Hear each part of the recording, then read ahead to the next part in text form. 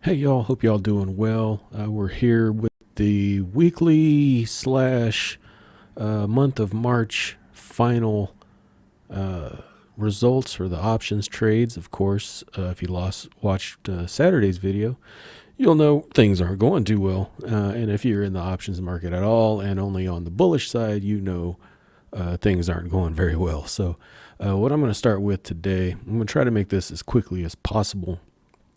I'm going to start with all the trades from last week. Closed out SOXL, the 21 strike, got 79 or paid 79 cents to close it, profited 30 bucks. Closed down the 20 strike SOXL for 50 cents, profited $57 there.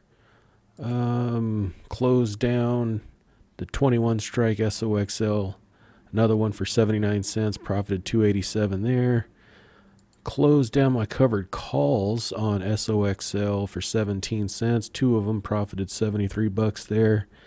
And then the big ones, I did take losses on the 323 strikes. So I exited those for $7 a piece, which is unfortunate. This was on last Friday, because if I would have closed them on Monday, I would have closed these out for about a $200 loss, $300 loss. Instead, we got a almost $1,700 loss. So that's how quickly these 3X ETFs can move on you. So I got a little greedy and just thought maybe we'd spike up one more time and I'd get out of it for, a little profit. But yeah, that's, I should have learned, because I know this I've been doing this 6 years now. You usually go with your first instinct. And my first instinct was to close them out and take that, couple $100 loss and not worry about it. But, talked myself out of it. So closed those three out for $7, realized $1,680 loss there. Let's see what else. I took assignment on three contracts of SOXL at 18. Profited, $506 there. Let's see where else. BitX, I closed my 35 strike down for 9 cents. Profited $135 there. Rolled my BitX 40 strike down. Closed it for $343. Profited $8.64 there. Had two more covered calls that I sold on Monday that I closed on Friday for 4 cents. Profited $119 there. And then closed my Dutch Bros covered call on Friday for 5 cents, profited 115 there, 114 there. So overall, even, considering the $1,500 in losses, the week wasn't bad. Down $350. So not horrible. Can't complain. Now let's take a look at what we opened now. I said I took losses on those 23 strikes, but I pretty much replaced them with a whole bunch more. So let's see. Let's go over the openings. I already talked about the covered calls on SOXL and Bros that were closed out. ADM sold a Archer Daniels Midland 44 strike out to April 25th, collected $50 there.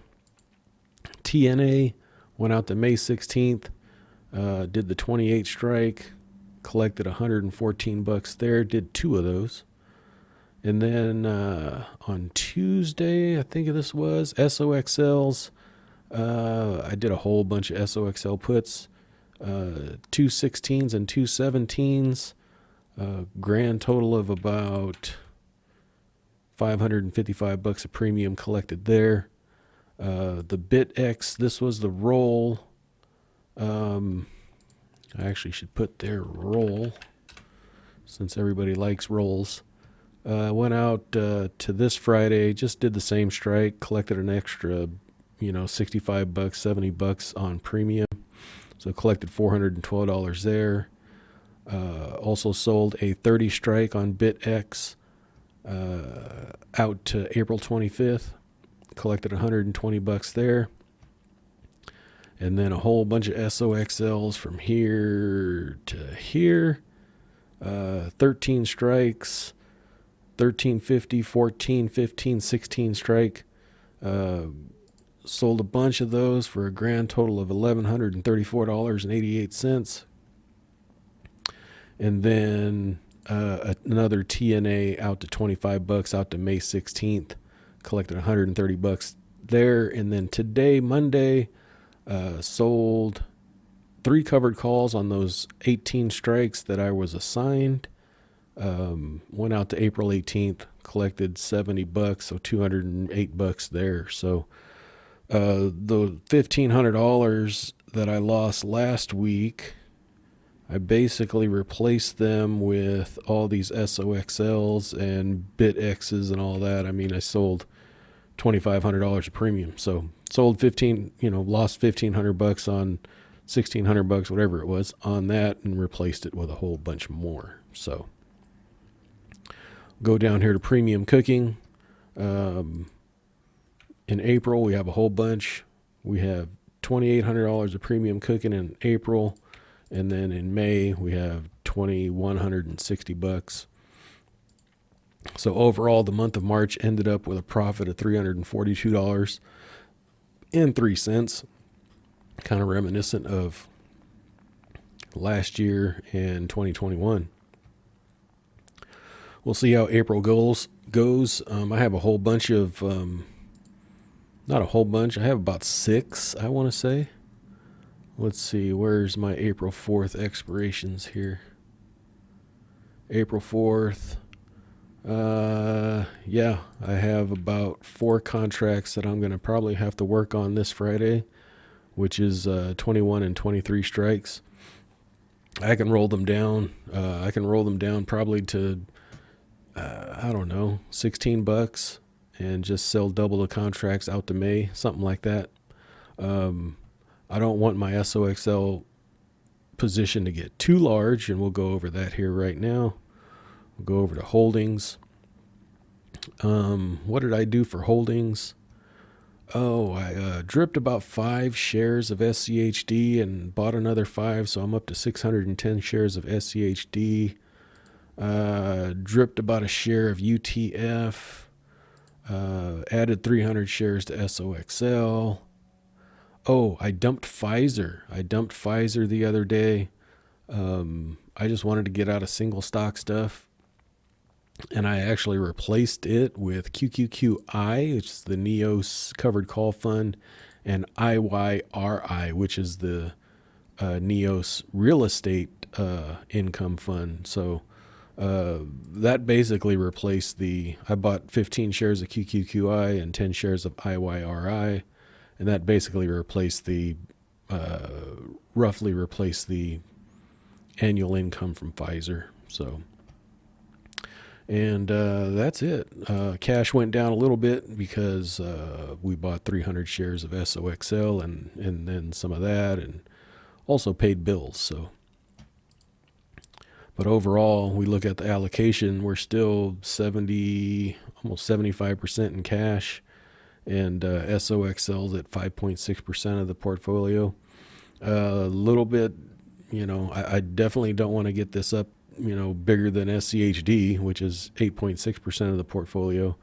But we'll just keep an eye on it. We'll manage it. I don't mind taking these, like, let's see, what do I have? Also on Friday, I have a 17 strike coming off. I'd take those. I'd probably roll these like I did the last ones, and we'll go from there. So, not too bad. I'm not mad at it. Oh, I also BitX is probably going to be another roll on Friday as well. So, anyhow, that's all I got for you. Hope y'all are doing well. A lot of people are hurting from this SOXL thing, and I get it.